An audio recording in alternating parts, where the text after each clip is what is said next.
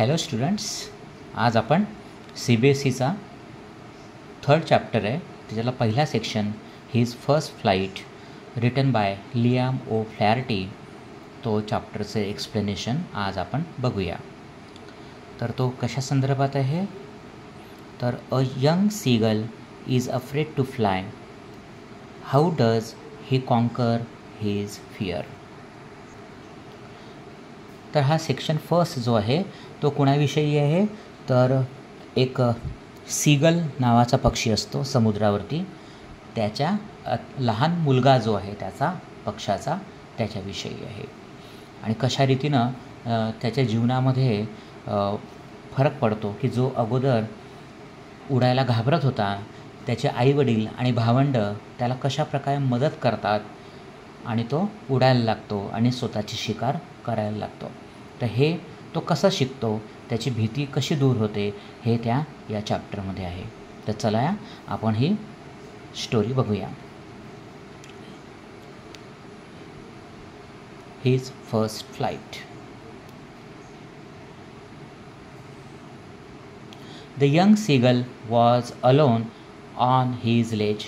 His two brothers and his sister had already flown away the day before. He had been afraid to fly with them. Somehow, when he had taken a little run forward to the brink of the ledge and attempted to flap his wings, he became afraid. आता बघा, ह्या explanation करता करताच आपण काय करूया, ज्या hard words आहेत त्याचाही अभ्यास आपण करूया. तर याच्यामध्ये बघा लेज हा शब्द आलेला. लेज म्हणजे काय की एखाद्या टेकडीवरची एक छोटीशी सपाट जागा असते त्याला आपण लेज म्हणतो. तर हा यंग सीगल जो आहे हा त्या लेजवरती, त्या छोट्याशा सपाट जागेवरती डोंगरावरच्या तिथे एकटाच आहे. His two brothers and sisters has already flown away the day before. आणि त्याचे जे दोन भाऊ होते आणि जी बहीण होती ती आदल्या दिवशी तिथून उडालेले होते, दूरवर गेलेले होते. He had been afraid to fly with them. आणि तो मात्र त्यावेळेस त्याच्या भावंडांबरोबर उडायला तो घाबरलेला होता. Somehow when he had taken a little run forward to the brink of the ledge and attempt to flap his wings he become afraid. आणि जसा तो त्या दिवशी म्हणजे आदल्या दिवशी प्रयत्न करायला लागला की बाबा जायचं आणि उडायचं, त्याच वेळेस तो तिथे घाबरला आणि तो उडाला नाही. The great expanse of the sea stretch down beneath and it was such a long way down, miles down. He felt certain that his wing would never support him, so he bent his head and ran away back to the little hole under the ledge. आणि जसा तो उडायला लागला, प्रयत्न करायला लागला, तसा तेवढ्यात त्याला लक्ष खाली गेलं की खूप मोठा अथांग असा सागर हा पसरलेला आहे आणि त्याला मनात आलं की आपले जे विंग्ज आहेत, पंख आहेत, हे त्याला कदाचित मदत करणार नाही. आणि म्हणून तो फटकन मागे वळाला आणि त्याच्या ज्या लेजवरती जे छोटंसं एक होल होतं, एक छोटीशी जागा होती, तिथं जाऊन परत बसला. Where he slept at night. आणि तो रात्रभर तिथे झोपला. Even when each of his brothers and his little sister, whose wings were far shorter than his own, ran to the brink. आता त्याचे जे भाऊ होते आणि त्याची बहीण होती त्यांचे विंग्स कसे होते याच्यापेक्षा शॉर्टर होते, लहान होते, तरीसुद्धा त्यांनी ते उडाले, पण हा मात्र उडू शकला नाही. He failed to muster up courage to take the plunge which appeared to him so desperate. तो मस्टर अप म्हणजे काय, एकटवणे. तो त्याचं धैर्य एकटवू शकला नाही आणि जी प्रकारची त्याला जी एक झेप घ्यायची होती तो झेप ती घेऊ शकला नाही.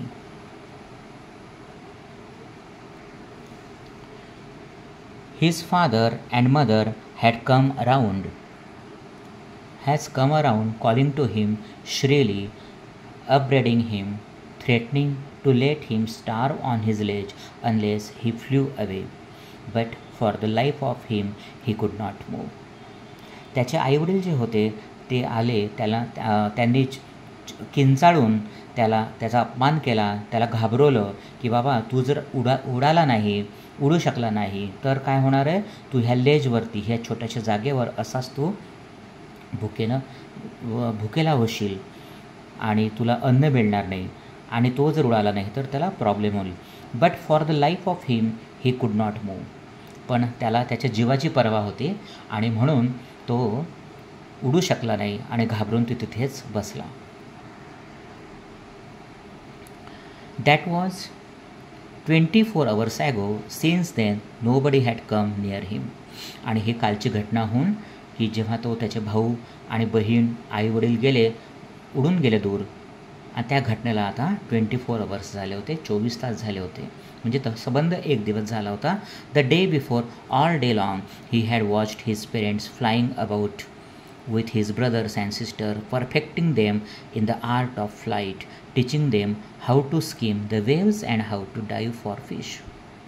And so the day before all the day long he had watched, आणि आदल्या दिवशी त्यानं पाहिलं होतं की त्याचे आईवडील यांनी त्याच्या भावंडांना कशा रीतीनं चांगल्या रीतीनं उडायला शिकवलं होतं आणि कशा रीतीनं पाण्यावरती, स्कीम म्हणजे काय, हळूवार चालणे, पाण्यावरती जसे पक्षी हळूवार चालतात त्याला स्कीम म्हणतो आपण, तर कशा रीतीनं हळू चालायचं आणि कशा रीतीनं उडी मारून फिश पकडायची हे त्याचे आईवडील त्याच्या भावंडांना त्यांनी काल शिकवलं होतं. He had in fact seen his older brothers catch his first herring and devour it. आणि त्याने हेही पाहिलं होतं, त्याचा जो मोठा भाऊ होता त्याने कशा प्रकारे ती हेरिंग नावाची फिश पकडली होती आणि ती खाल्ली होती. Standing on a rock while his parents circling around raising a proud crackle. आणि त्यावेळेस जेव्हा त्याचा मोठा भाऊ ते फिश पकडून खात होता तेव्हा त्याचे आईवडील आजूबाजूला थांबून त्याचं कौतुक करत होते. And all the morning the whole family had walked about on a big plateau midway down the opposite cliff, taunting him with his cowardice.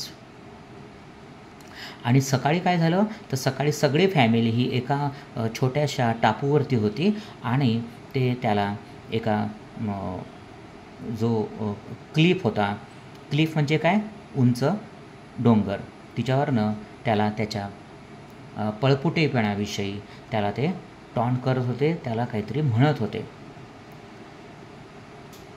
त्याला ते चिडवत होते.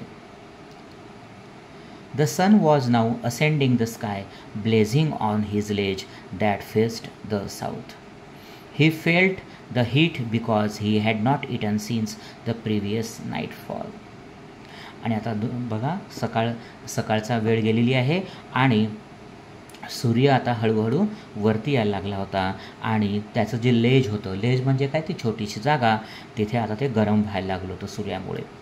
ही felt heat because he had not eaten since the previous nightfall.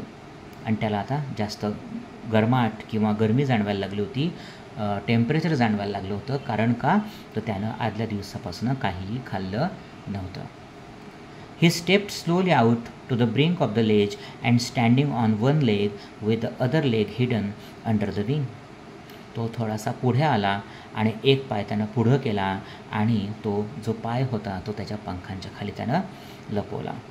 He closed one eye then the other and pretended to be falling asleep. आणि तो थोडासा एक पाय दुमडून आणि एक डोळा बंद करून तो झोपला आहे असं त्यानं दाखवण्याचा प्रयत्न केला. स्टील दे टूक नो नोटीस ऑफ हिम. तरीसुद्धा त्यांनी त्याच्याकडे लक्ष दिलं नाही. He saw his 2 brothers and sister lying on the plateau dozing with their head sunk into their necks. आणि त्यानं पाहिलं त्याचे दोन्ही मोठे भाऊ आणि त्याची बहीण हे समोरच्या टापूवरती बसून एक प्रकारचं छान आराम करत होते.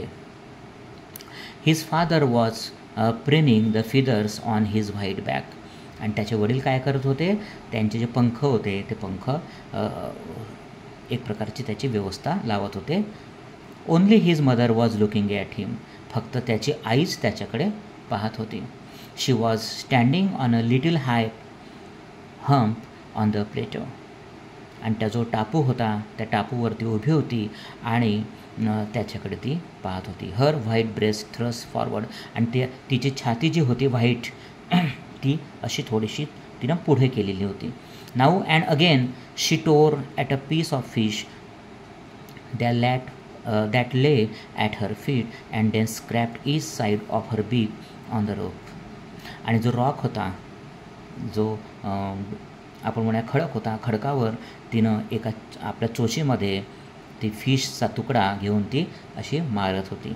The sight of the food maddened him, आणि ते जे फूड होतं त्याच्या आईच्या चोचीमधलं ते त्याला वेड करत होतं, कारण तो आदल्या दिवसापासून जेवलेला नव्हता. How he loved to tear food that way, scraping his beak now and again to whet it.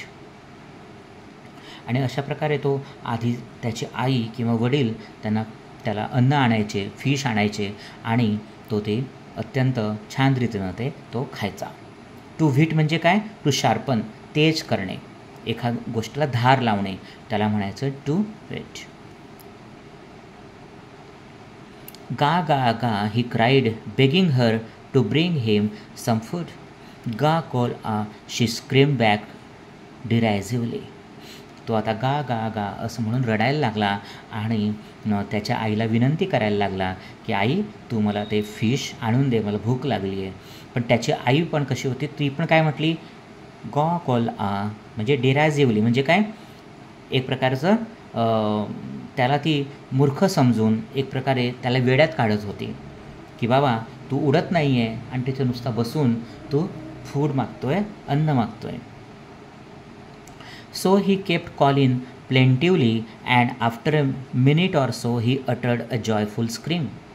आणि तो अशा रीतीनं तिला एक प्रकारे विनंतीपूर्वक तिला ते म्हणत होता की मला ते फिश दे, आणि थोड्या वेळानं त्यानं अत्यंत आनंदानं आरोळी ठोकली. जॉयफुल स्क्रीम म्हणजे आरोळी ठोकली.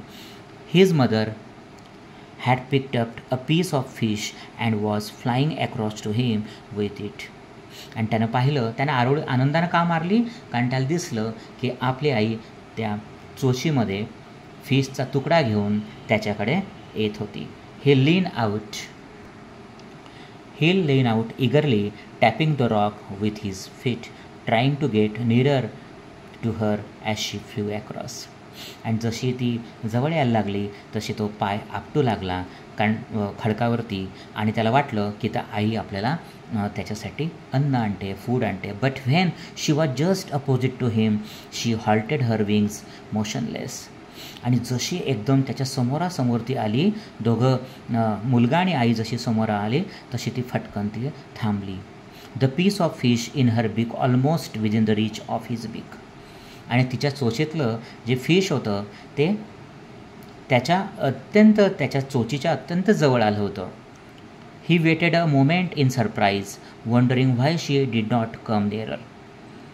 जशी ती जवळ आली तसं याला वाटलं की आता त्या आई येईल आणि आपल्याला फिश देईल, परंतु त्याला आश्चर्य वाटायला लागलं की आई तर जवळ आली आहे परंतु ती जवळ का येत नाही आहे.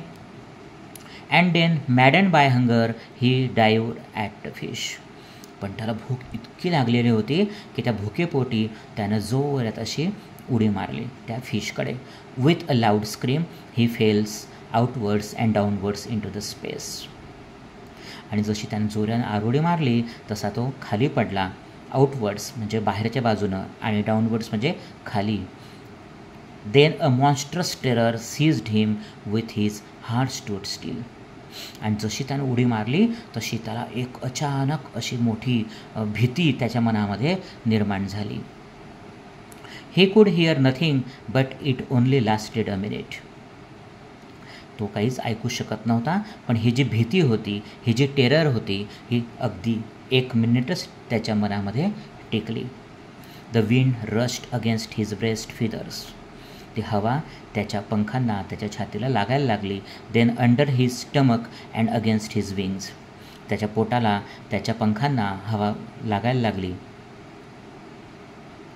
He could feel the tips of his wings cutting through the air. He was not falling headlong now. आता त्याला कळायला लागलं होतं की आता हवा जी आहे ही त्याच्या पंखांना एक प्रकारे कापून पुढे चालली आहे आणि he was not falling headlong now. तो आता खाली पडत नव्हता. ती हवा त्याच्या बाजूनं निघून जात होती मागे, पण आता तो मात्र खाली पडत नव्हता. He was soaring gradually downwards and outwards. He was no longer afraid.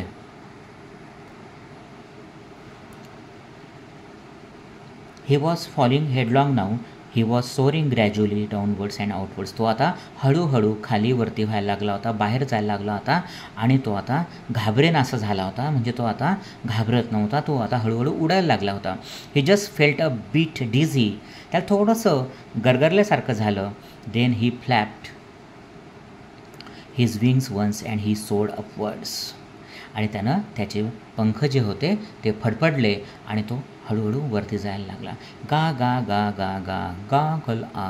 His mother swooped past him, her wings making a loud noise. आणि त्याची आईसुद्धा आता एक आनंदानं गा गा करत आली आणि त्याच्या पाठीमागून ती येत होती. ही ॲन्सर्ड हर विथ अनदर स्क्रीम. आणि त्याने काय केलं, त्याच्या आईला पण उत्तर दिलं आणि जोरात आनंदानं आरोळी टाकली, किंचाळला तो पण. Then his father flew over him screaming. He saw his 2 brothers and his sister flying around him, curveting and banking and soaring and diving. आणि त्याचबरोबर जशी आई आली तसे त्याचे वडील पण आले आणि भावंड पण आले आणि ते सगळे किंचाळत होते आणि त्याच्या अवतीभोवती ते सगळे उडत होते. Then he completely forgot that he had no always been able to fly. आणि अशा वेळेस तो उडताना पूर्णतः विसरून गेला होता की आपण जणू काही उडू शकत नव्हतो. आणि आता कारण तो आनंद त्याला इतका झालेला होता उडण्याचा की तो मागच्या सगळ्या गोष्टी विसरून गेला होता. And commanded himself to dive and soar and curve shrieking shrilly. आणि तो आता कमेंड म्हणजे कौतुक करणे, तो स्वतःचंच कौतुक करायला लागला आणि हळूहळू टू डाईव्ह अँड सोअर, उडी मारायचा, सूर मारून उडी मारत होता आणि उंच उंच करत होता आणि किंचाळतही होता. He was near the sea now, flying straight over it, facing straight out over the ocean. He saw a vast green sea beneath him. आता हळूहळू तो समुद्रावरती आला आणि सरळ रेषेनं तो तिच्यावरती त्या ओशन म्हणजे महासमुद्र, तो समुद्रावरनं उडायला लागला. He saw vast green sea beneath him. आणि त्यानं खाली बघितलं तर पूर्णतः अथांग असा तो ग्रीन कलरचा, हिरव्या रंगाचा समुद्र त्याला दिसत होता. With little ridges moving over it. आणि त्याच्यावरती रिजेस म्हणजे काय, लाटा, छोट्या छोट्या लाटा समुद्राच्या त्याला त्या दिसत होत्या. He turn his beak sideways and crowed amusedly. आणि त्यानं अशी त्याची जी चोच होती ती बाजूला केली आणि तो आनंदाने एक प्रकारे काव काव करायला. His parents and his brothers and sister had already landed on this green flooring ahead of him. त्याचे आईवडील जे होते, भावंड होते आणि बहीण जी होती ते ऑलरेडी त्या ग्रीन फ्लोरिंग म्हणजे काय, समुद्राचं हिरवगार पाणी, तिच्यावरती ते आले होते. They were beckoning to him, calling shrilly. He dropped his legs to stand on the green sea.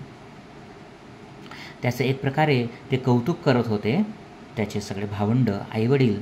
आणि त्यानं काय केलं, हळूच त्याचे जे पाय होते ते त्या समुद्राच्या पाण्यावरती ठेवले. He screamed with fright and attempted to rise again, flapping his wings. आणि जसे त्यानं पाऊल ठेवलं, त्याचे पाय ते जे होते त्या समुद्राच्या पाण्यावर ठेवले. थोडीशी त्याला भीती वाटली आणि परत त्यानं पंख उडून तो वरती उडाला. But he was tired and weak with hunger. पण इतकं तो उडून आतापर्यंत तो उडाला नव्हता आणि आता इतकं उडाल्यामुळे तो आता थकला होता, त्याला भूक लागली होती. And he could not rise. आता तो थोडासा उठू शकत नव्हता. एक्झॉस्ट म्हणजे काय, बाय द स्ट्रेंज एक्झरसाइज. आणि ही एक प्रकारची स्ट्रेंज एक्झरसाइज त्याच्यासाठी होती. स्ट्रेंज म्हणजे विचित्र किंवा वेगळी काहीतरी, आणि एक्झरसाइज म्हणजे व्यायाम. हा उडण्याचा त्याच्यासाठी एक प्रकारचा व्यायाम झालेला होता. His feet sank into the green sea. आणि त्याचे पाय बरेच त्या समुद्रातल्या पाण्यामध्ये बुडाले होते. And then his belly touched it, आणि त्याचं जे पोट होतं ते सुद्धा त्या पाण्याला स्पर्श करत होतं. अँड ही सँक नो फार्दर, पण तो आता मात्र समुद्राच्या पाण्यामध्ये खाली डुबत नव्हता, तो बुडत नव्हता. He was floating on it, आणि तो त्या पाण्यावरती आता तरंगत होता. And around him his family was screaming, praising him, and their beaks were offering him scraps of dog fish. आणि त्याच्या आजूबाजूला त्याची सगळी फॅमिली होती, आई बाबा भावंड, आणि ते सगळं त्याला कौतुक करत होते, किंचाळत होते. आणि त्यांच्या ज्या चोचीमध्ये काय होतं, डॉग फिशचे तुकडे होते, आणि ते त्याला ऑफर करत होते, देत होते. He had made his first flight, आणि अशा रीतीनं त्यानं त्याच्या आयुष्यामधली ही पहिली फ्लाईट म्हणजे उडान त्याची ही होती. म्हणजे बघा कसा त्याच्यामध्ये बदल झाला, त्याच्या आईवडिलांनी कसं केलं की जेणेकरून तो उडावा. कारण आपल्याला माहिती आहे की हे जे सीगल असतात हे जनरली समुद्राच्या आजूबाजूला उडतात, आणि त्यांचं मेन अन्न जे फूड आहे ते काय आहे, फिश आहे. आणि त्यांनी जर उडाले नाही आणि समुद्रावर त्यांनी चालण्याचा प्रयत्न केला नाही तर त्यांना फिश मिळणार नाही आणि ते जीवन जगू शकणार नाही. आणि म्हणून त्यांनी थोडंसं कडक होऊन, थोडंसं त्याला शिस्त लावून त्याला यंग सीगलला आपण म्हणूया उडायला शिकवलं. तर विद्यार्थी मित्रांनो, आता आपण ह्याचं एक्सप्लेनेशन बघितलं आहे, आणि आता ह्या चॅप्टरवरती जे short answer question type questions आहेत त्यांचा आपण एक एक ते बघूया आणि उत्तर समजून घेण्याचा प्रयत्न करूया. तर पहिला बघा, why did the young seagull not go with the rest of his family. तो जो यंग सीगल होता तो त्याच्या उर्वरित फॅमिलीबरोबर का गेला नाही. त्याचं उत्तर बघूया. The young seagull did not go with the rest of his family because he was afraid to fly. तो का जाऊ शकला नव्हता, जसं आपण एक्सप्लेनेशनमध्ये बघत होतो तर तो घाबरलेला होता, आणि घाबरल्यामुळे तो उडू शकत नव्हता, आणि म्हणून तो तिथेच त्या छोट्याशा जागेवरती थांबला होता. सेकंड क्वेश्चन आहे, how did seagulls parents try to make him fly. त्याच्या आईवडिलांनी त्याला कशा रीतीनं उडायला शिकवलं. Seagulls parents tried everything to make him fly. त्याच्या आईवडिलांनी प्रत्येक गोष्ट केली की ज्यामुळे तो उडायला त्यांना शिकावं. दे स्क्रीम्ड, ते किंचाळले, स्कोल्डेड, रागवले, and threaten to let him starve on the ledge unless he flew. आणि त्याला धमकी पण दिली की जर तू इथून उडाला नाही तर तू काय होईल, तुला भूक लागेल. आणि हे असं करून तो मग नंतर आपण बघतो नंतर की तो तिथे उडायला शिकतो. Question 3, what had the young seagull watched his parents doing the day before.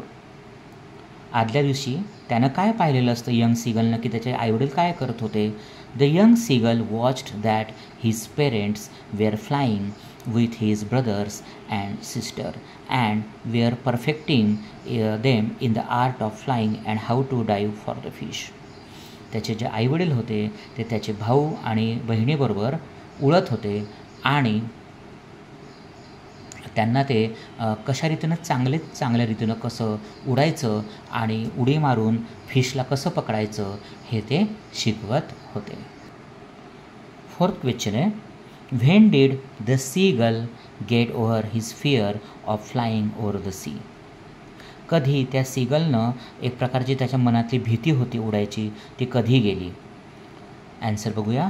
The seagull was afraid of flying over the sea because he thought that he would drawn.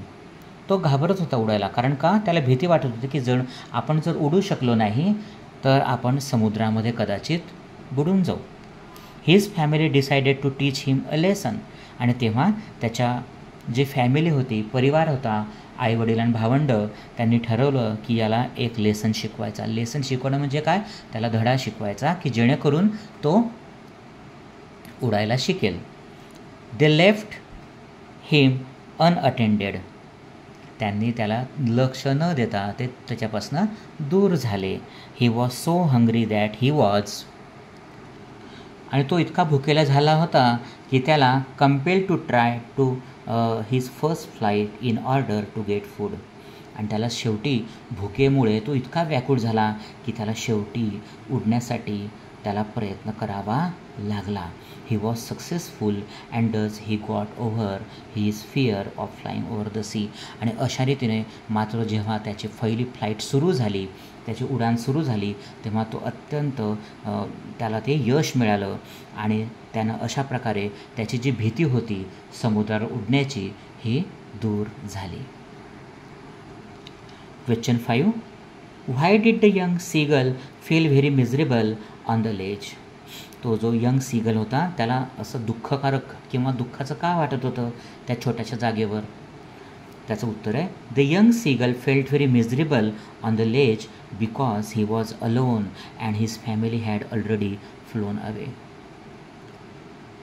आणि तो दुःखी का होता, मिझरेबल म्हणजे दुःखी का होता, कारण त्याची जे पूर्ण फॅमिली होती, आईवडील होते, भाऊ बहीण होते, हे सगळे आदल्या दिवशी उडून गेले होते आणि तो तिथे एकटा होता. He was very hungry and had nothing to eat. आणि तो खूप भुकेनं कासावीस झाला होता आणि त्याला खायला काहीही नव्हतं. 6 क्वेश्चन आहे how did the young seagull and his family celebrate his first flight. आणि कशा रीतीनं त्या यंग सीगलचे जे आईवडील होते किंवा परिवार होता त्यांनी त्याचं जे पहिलं उडान होतं, त्याचं जे पहिलं उडणं होतं ते कशा रीतीनं आनंद व्यक्त केला.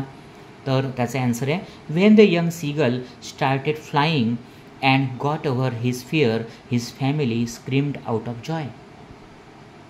आणि हा जेव्हा यंग सीगल जो आहे तरुण सीगलनं उडायला सुरुवात केली आणि त्याची भीती जेव्हा नाहीशी झाली उडण्याची, तेव्हा त्याची संपूर्ण परिवार जो होता, फॅमिली होती ती आनंदानं किंचाळायला लागली आणि दे प्रेज्ड हिम, ते त्याचं कौतुक करायला लागले and offered him scraps of dog fish out of delight. आणि आनंदापोटी त्यांनी त्याला जे डॉग फिश नावाचा जो प्रकार असतो फिशचा, त्याचे तुकडे हे त्याला दिले खायला. तर अशा रीतीनं हे याचे काही शॉर्ट ॲन्सर क्वेश्चन्स होते बेटा, आपण हे बघितले. तर आता आपण पुढच्या सेशनमध्ये याचे लॉंग ॲन्सर्स क्वेश्चन जे आहेत ते बघूया. तोपर्यंत आपण थांबूया आणि चॅनलला नक्की सबस्क्राईब करा. थँक्यू.